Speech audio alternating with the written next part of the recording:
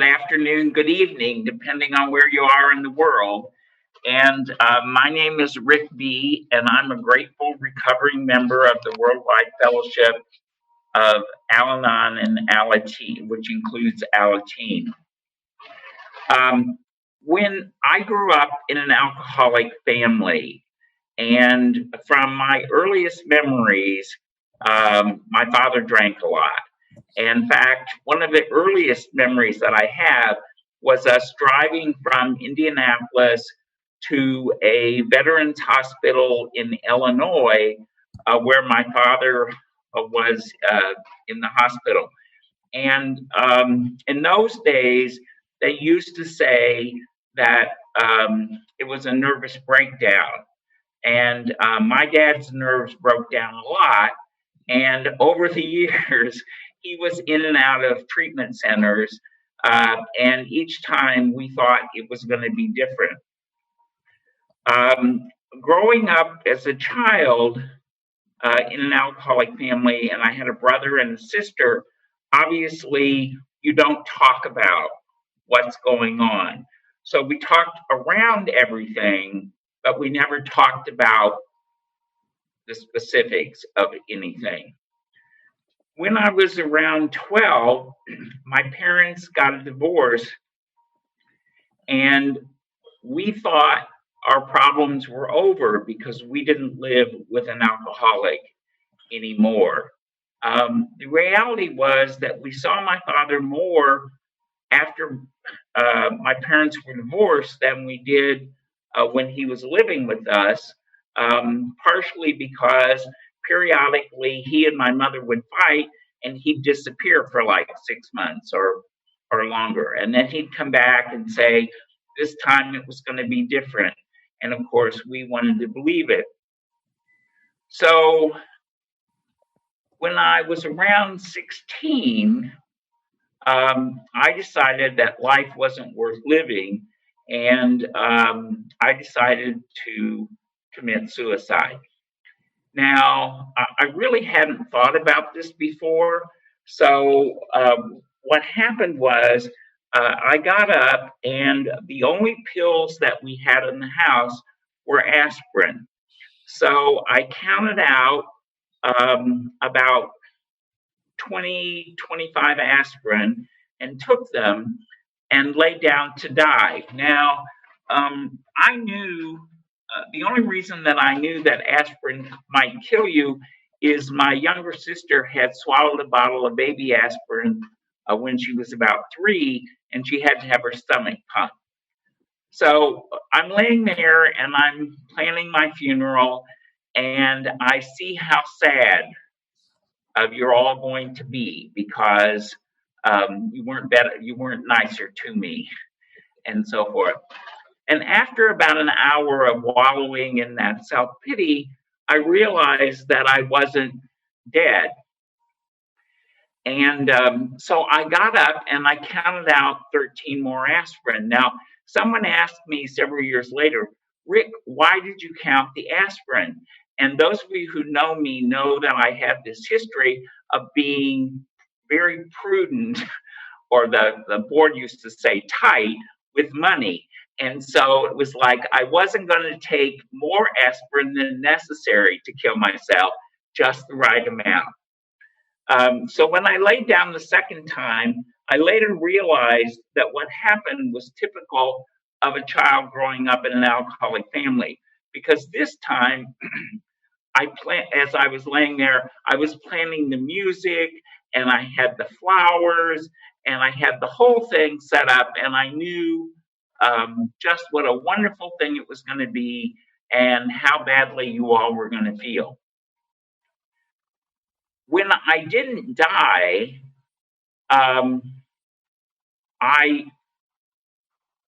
by the time the next hour came, I decided I didn't want to die anymore. But the thing was, and really the only thing that happened was I got a horrible headache. And by that time, I was afraid to take any more aspirin because I thought that too might put me over. But I was 35 years old before I ever told my mother that this had happened. So that was the sort of thing that went on in our families. People were in pain, but nobody talked about it.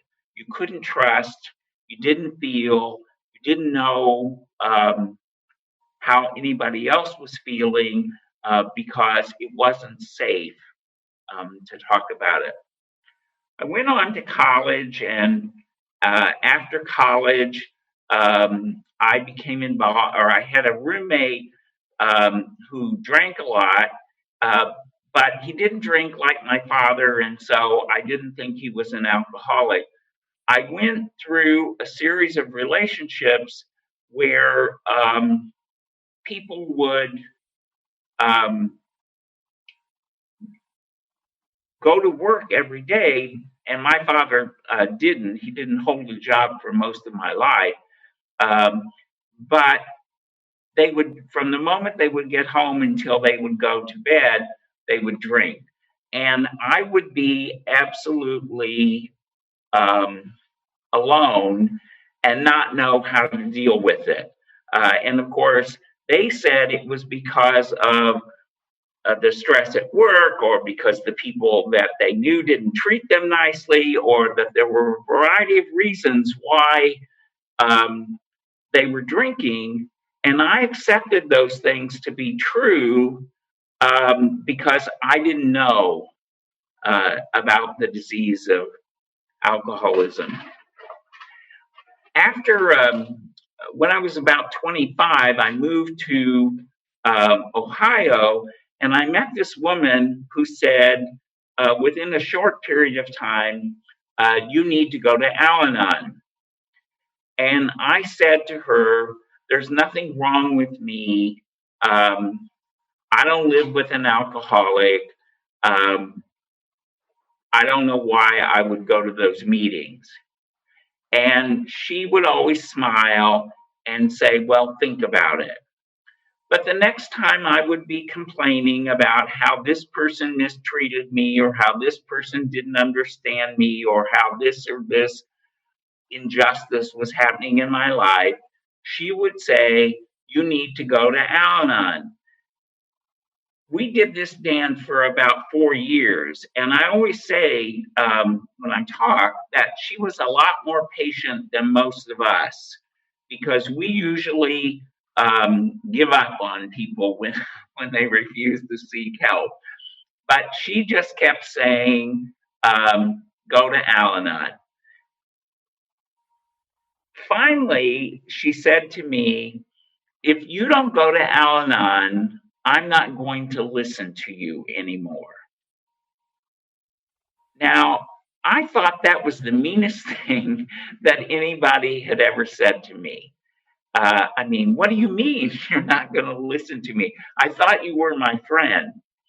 So I decided to go ahead and go to an Al-Anon meeting in order to prove to her and learn from you that I had a lot of problems, but alcoholism wasn't the issue, and I didn't need, and you didn't need me to come to meetings. The night that we were supposed to go to the first meeting, the fellow that I was living with at the time announced that he was going to that meeting. So, of course, I couldn't go to that meeting because he was going to that meeting. So I had this big resentment, of course, that he was going where I was supposed to be going, even though I didn't want to go. And so I rescheduled with my friend to go to a meeting a couple of days later. The night of that meeting, she called and said she was sick and couldn't go, and did I want to reschedule again? Now, at this point, I'm being a real brat, and I said, no, I didn't want to go to this meeting to start with. I planned it. I didn't get to go on Thursday. I'm going, whether you go or not. So I showed up at my first Al-Anon meeting on the Sunday before Labor Day in September of 1974. Now, when I got to the meeting, the group was about 25 people, maybe 20, but it was about 50% men. And in 1974, a group with 50% men was almost as uncommon as it is today. Now, today we have more and more men in the meetings all the time, but in those days, if there was one or two, it was unusual. I realized later that that probably was my higher power taking away an excuse as to why I couldn't keep going to the meetings. Oh, it's all women, it's not for me. But anyway, the whole meeting, I sat there in terror. I was afraid they were going to ask me to talk. I was afraid that I would have to say something, and I had no idea what they expected. And I always admire people who can remember what happened in their first meeting, because I wasn't paying any attention to what they were doing. I was so focused on what you might think of me or how I fit in this whole thing. When it was time to say the closing prayer, and in those days, the meetings, and more of the meetings than now, closed with the Lord's Prayer. And they stood and held hands and said the Lord's Prayer. And I had this habit in those days of shaking my legs. And I'm standing there and I'm literally shaking while we're saying the Lord's Prayer. And I can't hardly remember the words because I'm so concerned that I won't do it right. When the meeting was over, they didn't do any of that chanting that we hear in some of the meetings that come from outside treatment centers. It works if you work it, so work it, you're worth it, and all of that baloney. None of that is Al-Anon. It came from the outside, and it really diverts us. And people say, well, we like it, and the newcomers love it. And I always say, really? Look at their faces. I mean, we're always afraid of being called a cult, and then we have a secret chant. So anyway, they didn't do that. But the one thing that they did do, which we've sort of lost over the years, and now I think with COVID, it's probably gone forever, is they insisted on hugging you. Now, growing up in an alcoholic family, we don't touch a lot. And if we did touch, it was often inappropriate or violent.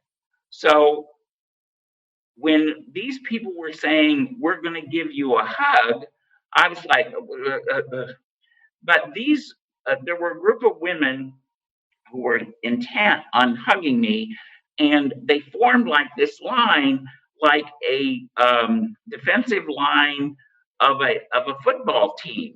And they weren't going to let me by without hugging me. And it was like hugging a tree. So I just stood there stiff, and they hugged me. And then they said, see you next week. Now, the interesting thing about that was that being who I was, I thought they were counting on me to be there. And at that point, while I really didn't think that Al-Anon was necessarily for me, I did see that the people in the group needed help. And so I thought, I need to go and help them because that's who I was. The meetings in those days, members took their books and they came to the meeting prepared to talk on the topic or to read a page on the topic and to be prepared for the meeting. And I saw they were all carrying around this little blue book called A One Day at a Time in Al-Anon.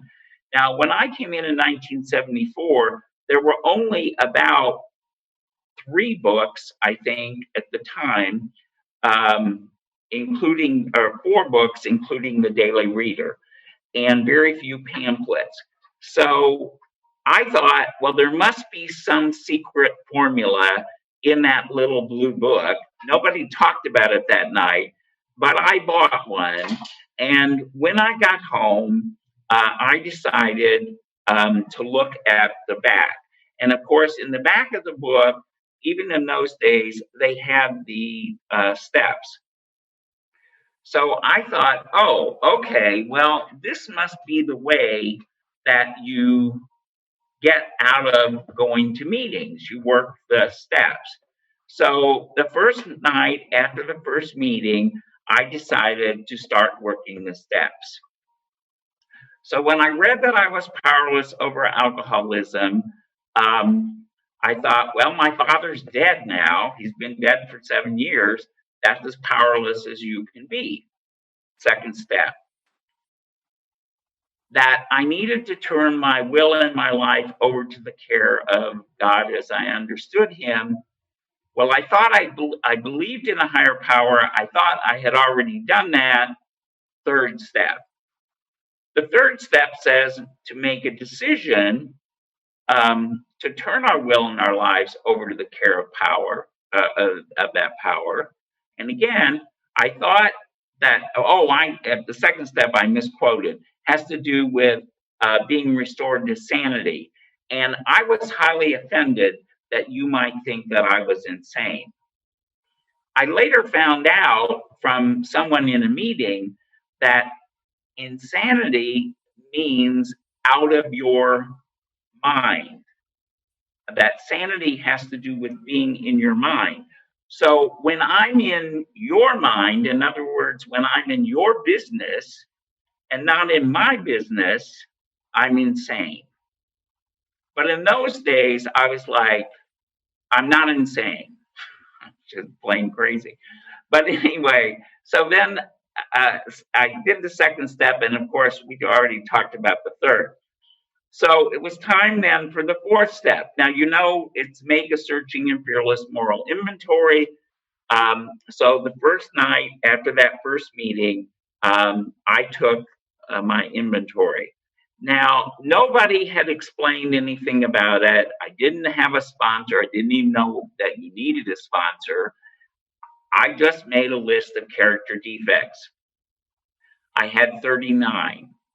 Now, when I got done, I was like, gee, I don't see how this is supposed to help me feel better, because here's the list of all these things that are wrong with me. But I decided that I wasn't going to commit suicide again.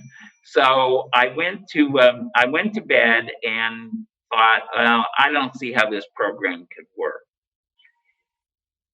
The following morning, the woman who didn't go to the meeting with me called up and she said, so how was the meeting? And I said, well, it was okay. I'm not giving her anything. And she said, well, did you learn anything? And I said, well, not really. I took my inventory last night. And she started laughing. And I thought, what's so, it's not funny. And she said, well, what did you find? And I said, well, I have 39 character defects, and I don't really feel any better about myself, and I don't see how this program could work. And she said, Rick, it's a moral inventory, and when you do weaknesses, you're also supposed to do strengths. Now, I've looked all through all the literature, and it really never specifically says that. But anyway, she said, so tell me one good thing about yourself. I couldn't think of anything. And actually, I thought about it for 2 days, and I finally had to ask a woman that I work with. I said, I'm doing this inventory thing, and I'm supposed to have a list of something good about me. Can you think of anything good about me? Now, luckily, she didn't call the ambulance to have me taken to the psych ward. She said, yeah, Rick, she said, it's your smile. When you smile, it lights up the room. And when you laugh, it makes my heart sing. Now, I really didn't think that counted. But I didn't have anything else to put on the list, and I knew that woman was going to call me and ask me. So I put it down, and when she called, I told her those things, and she said, "Yeah, that's good, good. Keep working at it. Keep adding more strengths." And now, when I work with people that I sponsor, not only do I talk to them about what they perceive their defects to be, but I also try to talk to them about how to look at the positives. And we were talking about that a little bit before the meeting, because the workshop that we're going to do at 10 o'clock or around 10 is on owning our feelings and knowing what's good and bad and where our feelings come from. So I continued to go to the meetings. After a while, they said to me, "Rick, we want you to do the beginners meetings and we want you to do the third step." And I thought, great, because so here's a newcomer walking in, and now we're going to talk about God. And they're like, "I don't do God. If I have to do God, I'm not staying." So I said to this fella, "Okay, well, do you have a toilet?" And he said, "Yeah, I have a toilet." And I said, "Well, do you have a piece of paper?" And he said, "Yes, I have a piece of paper." I said, "Well, can you write your problem down on the piece of paper?" He said, "Well, yeah, I could do that." I said, "Well, can you wad the problem up and throw it in the toilet?" He said, yeah, I could do that." I said, "Then you understand the principle of letting go and letting God." He wasn't quite sure. And all the people in the meeting who believed in God were somewhat offended because they were sort of like, "You're saying God's a toilet?" But I went on to explain that when you flush the problem, it's truly gone. And when it's in the toilet, you're not going to put your hand back in the toilet and take it out. So it really was the idea. Now, the craziest thing of this is I never thought about that before that moment. The whole idea came from my higher power. I'd never heard anybody else discuss it that way. It was just, how am I going to help this person know that they can stay and that it's a safe place for them too? The irony of the situation is that the next week, not only did he come back, but another bunch of people also showed up because I think they passed the word, let's see what this crazy guy is up to next week. But it wasn't my turn, so they got somebody else. Anyway, as time went on, I said, I'd like to I'm fine to do the beginners meetings, but could I do another step? And they said, no, Rick, we want you to do the third step. And I realized several years later that they were really saying to me, we want you to do the third step. But at that point, I didn't.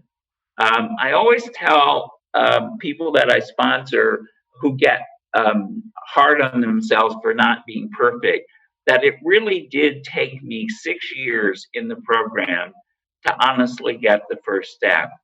And part of that was because I thought the first step was about them and drinking. And I came to realize that it's about me and my thinking.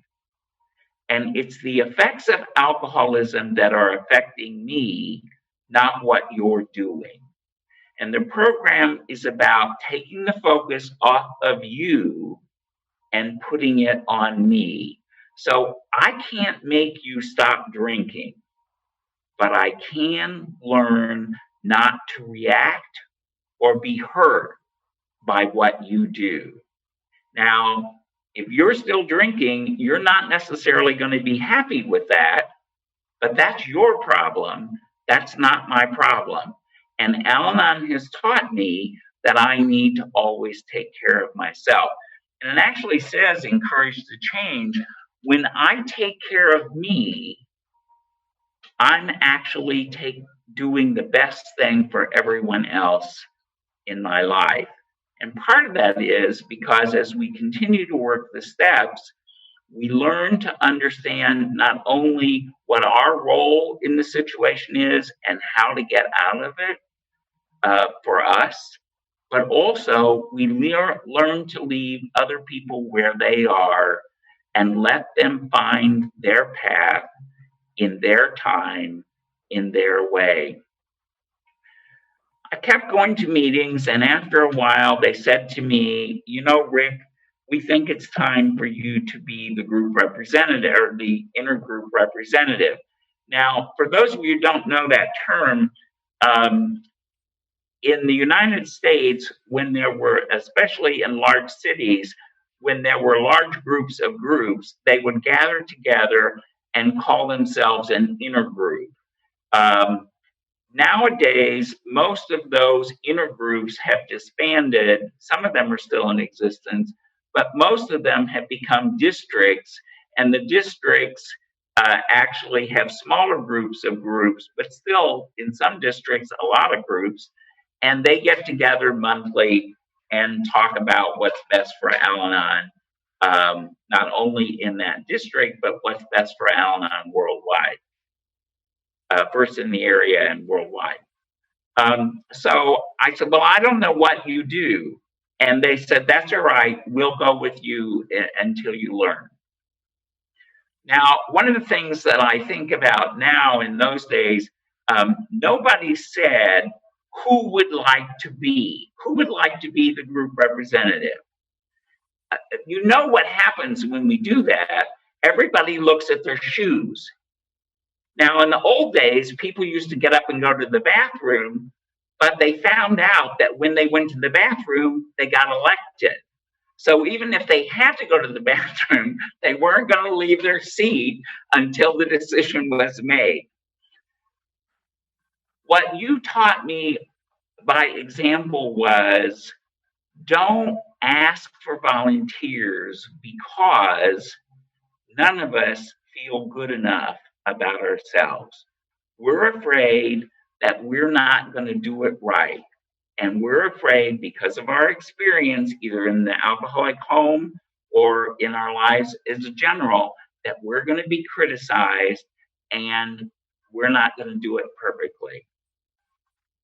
So by going to someone and saying, you know, I think you would be a great group representative or whatever the thing is that we're looking for, and I'll help you.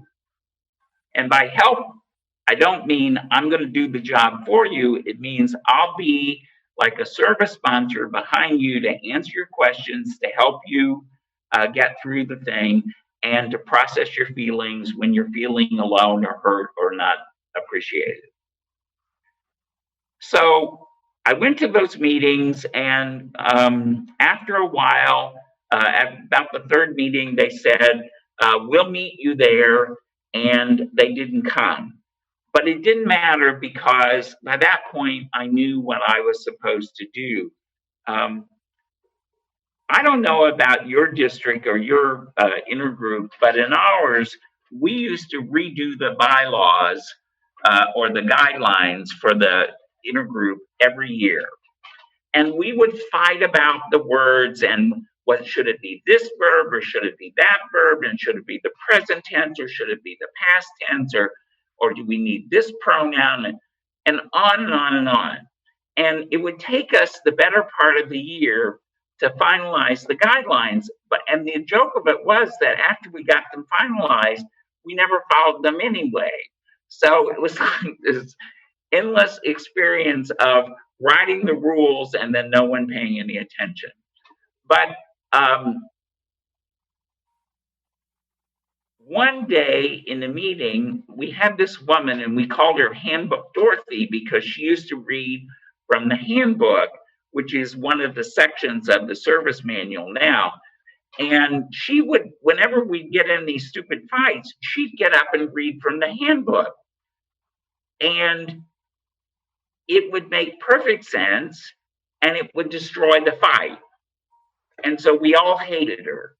But anyway, that night, somebody said, well, and they wanted to keep fighting. And I said, look, didn't you hear what she said? That's the perfect sense. That's the direction we need to go. I'm in favor of doing this. And they made the decision and we moved on. After the meeting, Dorothy said to me, you know, Rick, you have a head for service. Now, one of the things I've learned over the years is if you tell an adult child that they're good at anything, it's almost impossible to get them to give up the job. But my group was smart enough and they said, okay, Rick, we think it's time for you to be the group representative. And we went, and I, again, same thing. And they said, well, we go in a group in a car and we talk the whole time up. And if we have to spend the night, we all stay in the same hotel. And then we go to the meetings and then we come back. And it's a lot of fellowship and fun along the way. And there's a business meeting in the middle. Now, when we had group conscience in our group, it was fairly calm, but not always. I already told you about the arguing and all that went on at the intergroup. But I knew when I got to the area level that it would be different because those people had more Al-Anon and they would see things from a bigger perspective. Well, they thought about everything, you know, they read the budget and then they parcel out, fight back and forth for 25 minutes about whether the delegate should get $50 spending expenses or $75 or, you know, I mean, it was ridiculous kinds of stuff, but we would just on and on and on. And then at some point, somebody would make a motion and we'd vote and they would end the meeting. And everybody would, you know, say the Serenity Prayer, and then we would go out to dinner.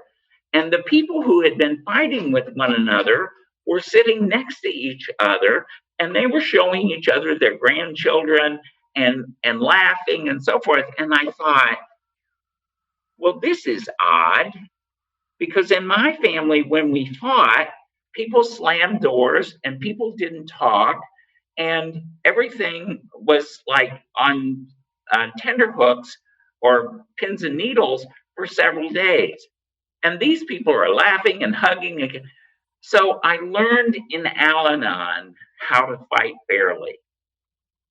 And I learned that I could say what I needed to say and then shut up. And it says on page 29, encourage to change. I can tell you what I think once. If I think for some reason you didn't hear me, I can repeat it. But if I say it a third time, I'm trying to control the situation. And so keeping that in mind, I constantly am saying to myself, did I say that once? Do I really need to say it again? If I've said it twice, I'm done. And so if my partner or someone else is saying, well, why aren't you doing so-and-so? My response is always, we've talked about that. And I don't repeat myself because it isn't that they don't know what the issue is. It's that they want to have one more engagement. And I've learned not to give my power to somebody else. I went on from being GR to doing a variety of things at the area level. And then they said to me that the delegate came back, you know, those delegates are pains in the neck. And they came back and she said to me, you know, Rick, you should put your name in to be a regional trustee. Now, I said, I don't know what a regional trustee is. She said, it's okay, just put your name in, you'll be excellent for it. So I put my name in and I wasn't elected, and I wasn't upset because I really didn't want to be it anyway. I wasn't, you know, and so I thought, okay, well, I dodged that. That's not a thing.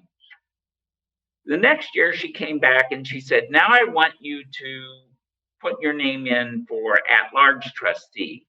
Now, in those days, I was averaging between 215 and 230 pounds, and I thought maybe it had something to do with my weight. And she said, no, it just means you can be elected from anywhere in the US and Canada. It turned out that the board decided that they did want me to be a trustee at large, and my name was presented to the World Service Conference in 1990, and I was elected. And I went to my first board meeting at the Seattle International in July of 1990. For the next 3 years, I did a variety of things on the board, including writing a document for the long range study panel on the pros and cons of owning versus leasing property and the spiritual tenets of each. And in 1994, they said to me, we want you to be the next chairman of the board. You had taught me in Al-Anon that I didn't have to win, I just had to be willing. And so putting my name forward was really about being willing. It wasn't about actually being elected. But I was elected chairman of the board, and I did chair the meetings in 1994 when the World Service Conference voted to move from New York City to Virginia Beach, and also, or the Norfolk area, and also to buy property on a 15-year trial. And I had written the original draft of the motion, and then the board made certain things, and then it was submitted to the conference, and then the conference had the ability to make other motion or other adjustments. And we did something very unusual. Normally, our conference limits you to 2 minutes at the mic per topic one time.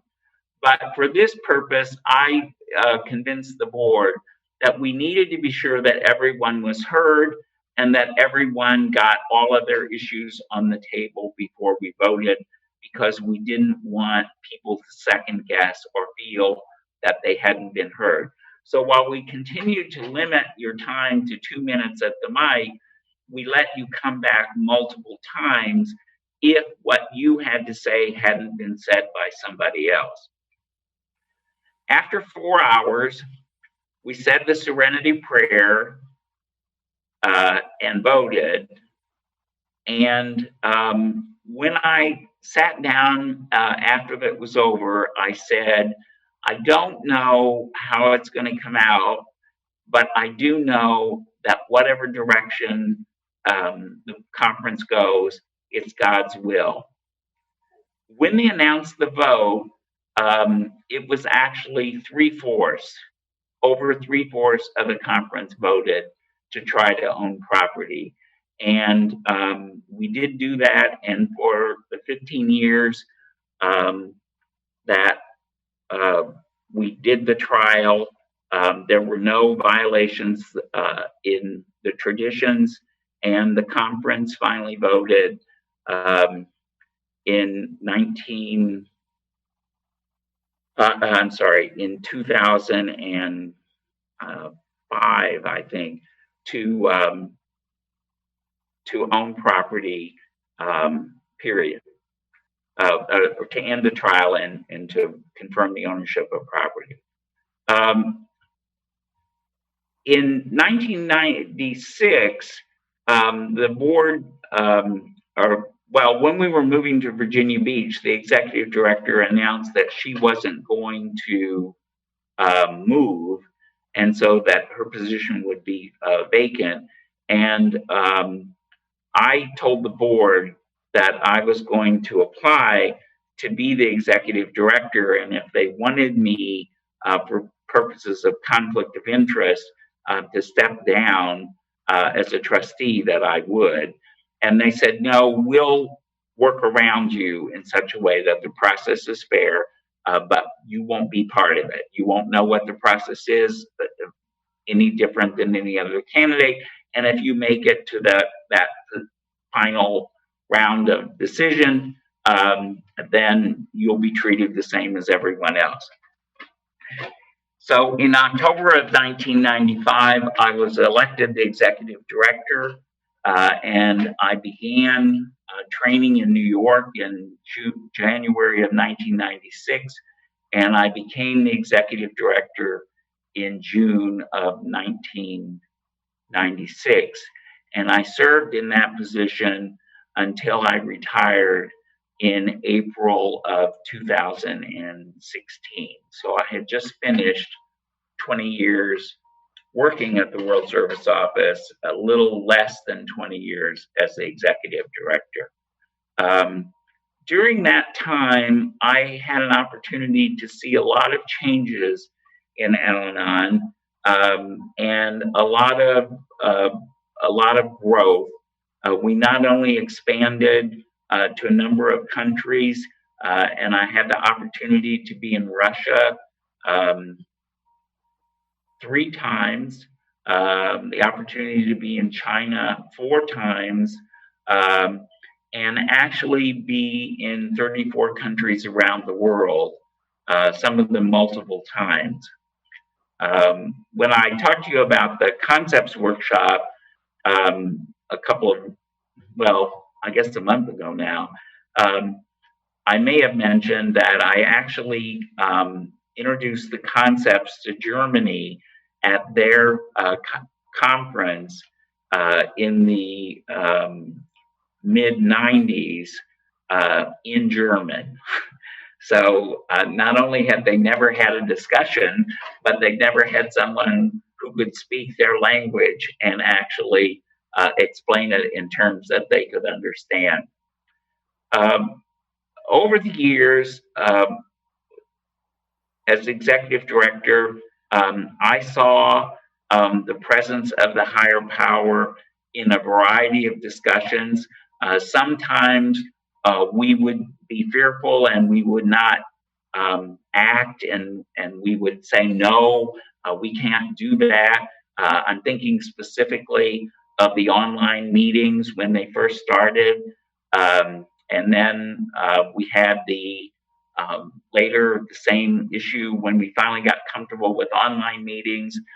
Then we had the same issue when the phone meetings started, and there were all these discussions about and so forth. And now we're going through that same discussion again with Zoom meetings. So it's a process of growth. But one of the things that I have realized over the time, that because we believe in the second tradition and where it says that there's always a loving God who's participating in those discussions, that sometimes we just need to wait long enough to hear what the higher power has to say to us.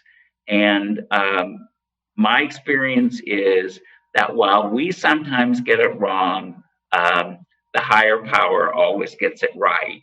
And it's just a question of when we evolve to the point where we can hear what's best for us worldwide. I'm going to wrap up by telling you one little quick story. When I first went to South Africa, they had a meeting out in the outside of Cape Town, and it was an area that had it was a suburb type thing, and people had like summer homes or vacation homes in this area. And they were having a problem with baboons. And when we came to the meeting, they said to us, be sure the house was big enough, we were all staying there for the weekend. And they said, be careful, you know, you have to make sure the doors are closed and so forth.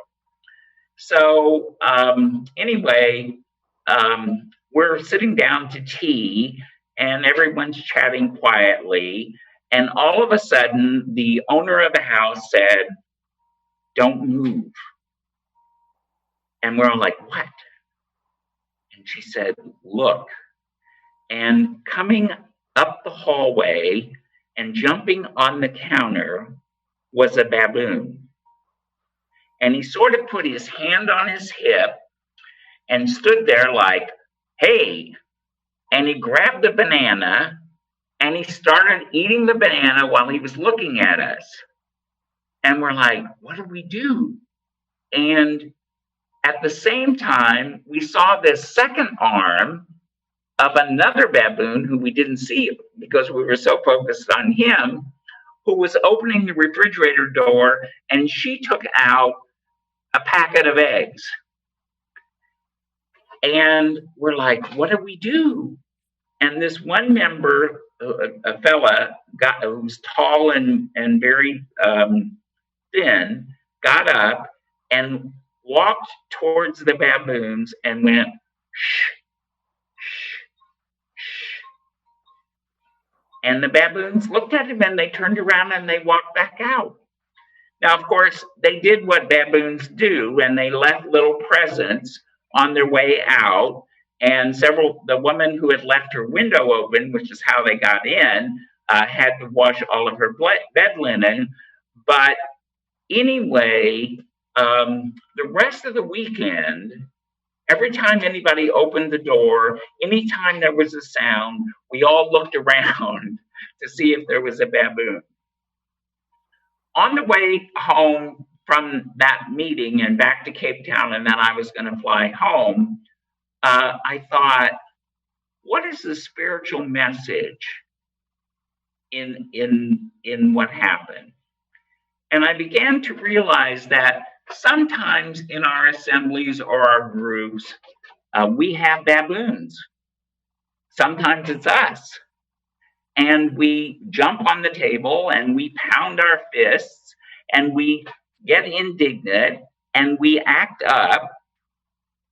And then when the group doesn't react, because they go, shh, shh, we move on.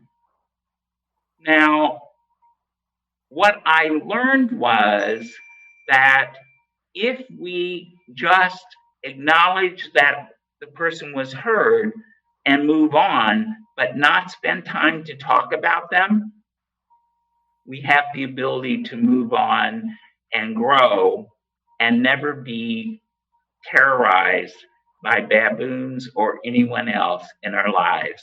Thanks, and thanks for having me speak.